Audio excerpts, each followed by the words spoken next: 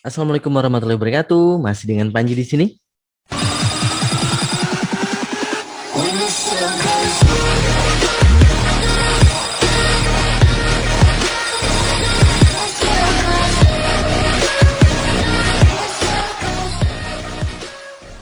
Di poin yang keempat.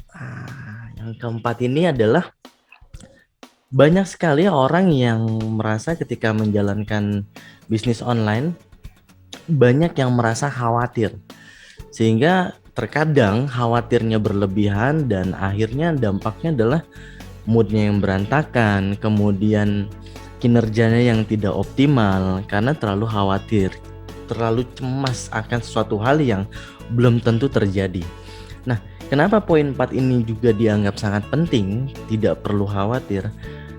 Seperti yang kita ketahui dalam perjalanan hidup kita, khususnya untuk umat muslim, tentunya pernah mendengar bahwa potongan ayat menyatakan bahwa Allah itu sesuai dengan prasangka hambanya. Ketika kita berpikir hal-hal yang negatif, justru malah ketakutan tersebut yang mendekatkan kita pada hal negatif itu. Yang akhirnya yang kita tidak harapkan terjadi itu malah terjadi.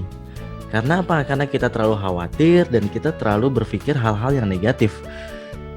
So, solusinya gimana dong supaya kita tidak menjadi pribadi yang selalu berpikiran negatif dan tidak terlalu khawatir?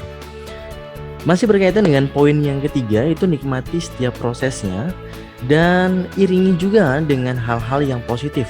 Artinya mulailah berpikir hal-hal yang positif, lakukan hal-hal yang positif, berperilaku positif dan berkata dengan hal-hal yang positif.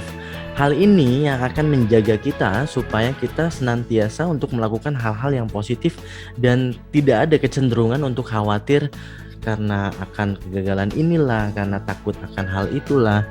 Semakin kita takut, maka kita akan semakin mendekati hal yang kita takuti.